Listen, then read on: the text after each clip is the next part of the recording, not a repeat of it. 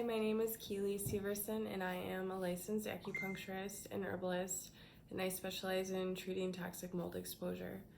This is my husband, Martin Garcia, and the way that I came to specialize in toxic mold exposure is my husband and our 3 children and I left a moldy apartment a year ago now. And while we were living there, it was bad. So I wanted to make a video, and I forced him to do it with me, to talk about the ways that mold can affect men and affect women and affect parenting and affect marriages, because we didn't know that we had something in our house that was changing our behavior, and it was on the brink of probably destroying our marriage. So I'm gonna go over what we're gonna do is talk about the symptoms that he and I both had while living in mold and some of the problems that it caused for us as parents and for our kids. So what would you say was your biggest problem while living in the mold? My biggest problem? Yeah. Was my behavior, my mood, my anger problem. And I felt like you were losing your mind. Yeah. Yep, and yeah. I didn't realize that was the mold causing all this problem. Yeah, that's so true, because my biggest emotional symptom was a heightened emotional stress response to all stress. So like you with your anger, that was like, it felt like 10 times more stress than it probably was, because I couldn't handle it because of what the mold was doing to me. I would say I was like really reactive, like explosive, like screaming a lot. I know. Yeah. But you were like mean. But I would scream about how mean you were being, and you wouldn't stop being mean. Are you gonna say that in a video? I just did. I mean, live video? I mean, we could use this one. Oh. What about kids? How they change? Okay, so what do you think is the biggest difference in the kids? What do you mean the big difference? Like, talk about Giovanni in the mold. Oh my god, Giovanni was crazy. How? His behavior was like not listening and paying attention, crying, so stressed out. So stressed out all the time. Okay, now tell me this. Me and you both thought that it was like a behavior problem, right? Yes, we do. Like, we totally thought that he was like choosing to behave this way, and that like maybe he wasn't completely all put together the right way. Did you ever wonder? No. I did. Do you? Yeah. Wow. Yeah, I did. I did. I didn't know that.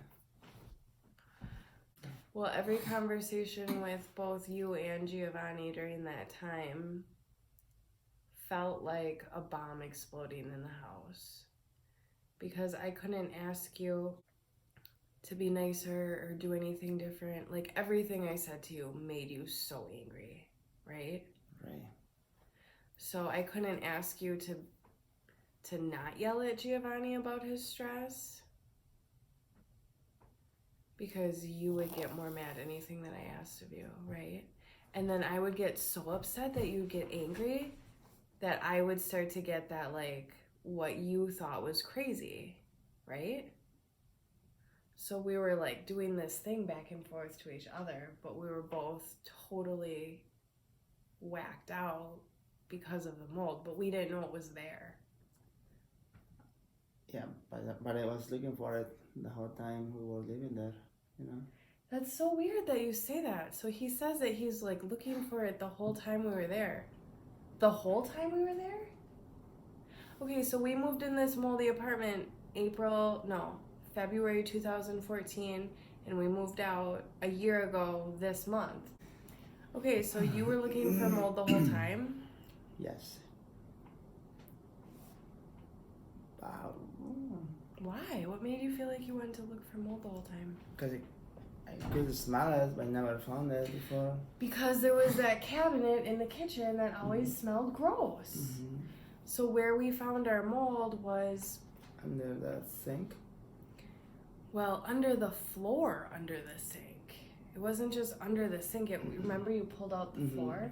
Yeah. So there was a leak from our dishwasher, like the pipes that went to our dishwasher. There was a leak like in the wall, like in the drywall, that had been going on for a long time and we didn't know. And it was leaking under the linoleum. So there was like all this black mold under the floor. And we could smell it in our cabinetry. So we didn't use it. Remember, we never used that one drawer because it was so stinky. So you were always looking for it. Mm-hmm. You're not gonna like this. Okay, morning.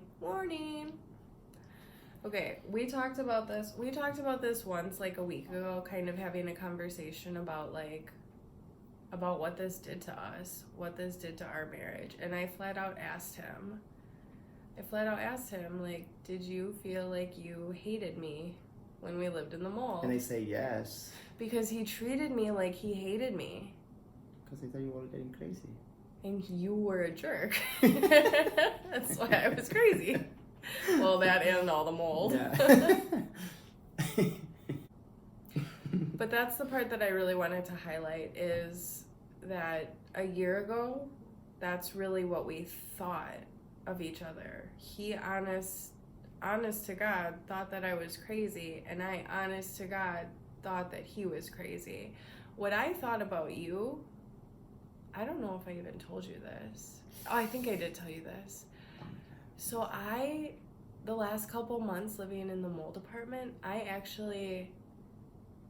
was convinced I had to divorce you for the safety of the kids. Yeah, you told me that. Because I couldn't connect with you to tell you to stop screaming at the kids.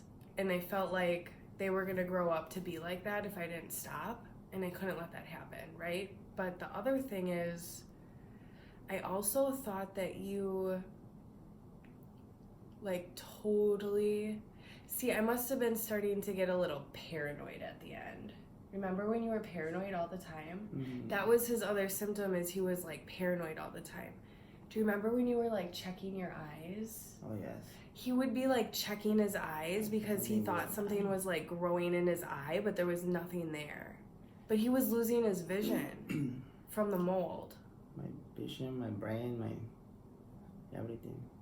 I wanted to share those problems that mold causes in relationships, because this is something that I'm seeing in the groups, in the support groups. I'm seeing this a lot. Like, my husband is such a jerk. My husband is so aggressive, or he's being so mean. He thinks I'm crazy about the mold. That's like a really common way of how this is destroying families. That was how I got him to record this with me, because he's not comfortable really sharing my private life at all, off the table.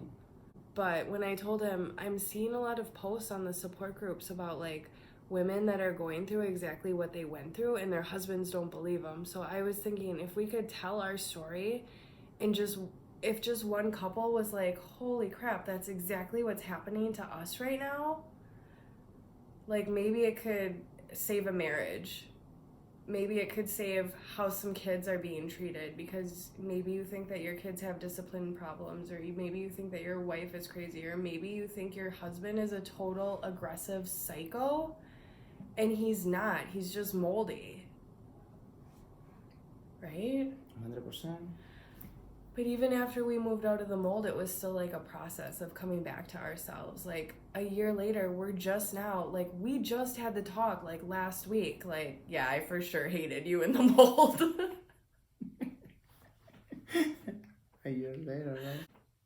But it can be such a slow process of figuring out all the ways mold was affecting you, and it can change your personality and your behavior so slowly that something just creeps up until it overtakes you and you don't even know what hit you. And then everyone is so emotionally affected that it's just like a war zone, right? There's a lot of research on the neurological effects of toxic mold exposure. The American Lung Association talks a lot about what mold and dampness can do to our respiratory symptoms, but that's really just the beginning. Respiratory symptoms is kind of just the beginning, you know?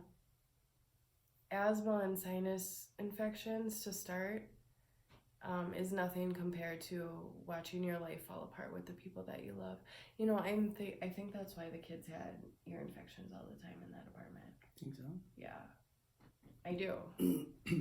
Because it was a type of upper respiratory infection, and those are more common when you're living in mold. Oh, wow. For sure.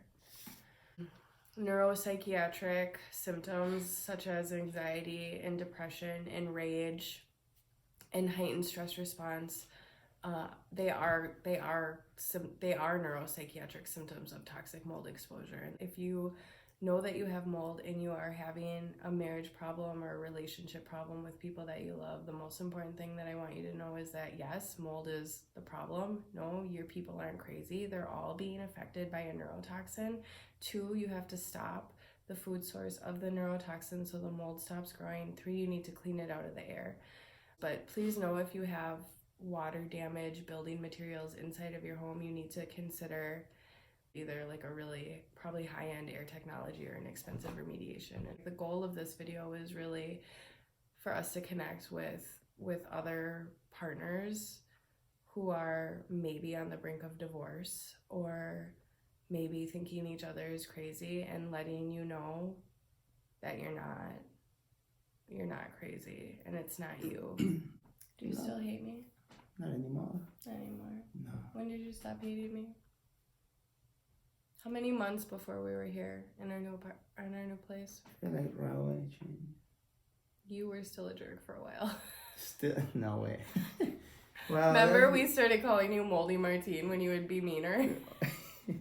And I'd be like, you're so mean. And he'd try to make a joke. And he'd be like, I'm Moldy Martine. I can't help it. Yeah, I've been saying that for a while, because it was. Yeah, it takes a while.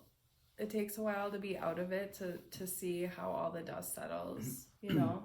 And we still have some symptoms. Like, we still actually, because some coffee is so high in, like, mycotoxins, we actually still get symptoms just from coffee because we're still so sensitive. It takes, anyone who's been through this knows exactly what I'm talking about.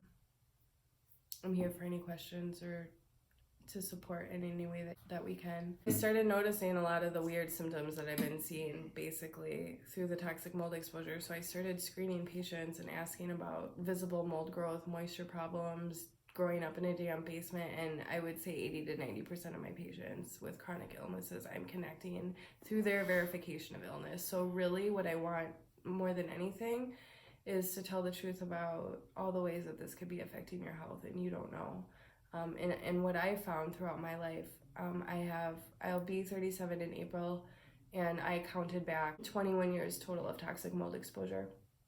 As I began uncovering this and talking to my mom about all the ways that we were sick and the kids were sick, and my dad also lives in toxic mold and his health is absolutely devastated, she said to me, you know, Keely, the house that I moved into with your dad when I was pregnant with you had mold in the ceiling in your bedroom. Yo. Yeah, so I've literally been living in mold since before I was born, and I have a whole life of a case study of seeing what that's done to my family in my childhood home that I grew up in, and then in our most recent exposure in this moldy apartment. It's really important for me to help people understand the way that their health might be being affected by this. Say bye, Moldy Martine. Bye. Moldy Martine.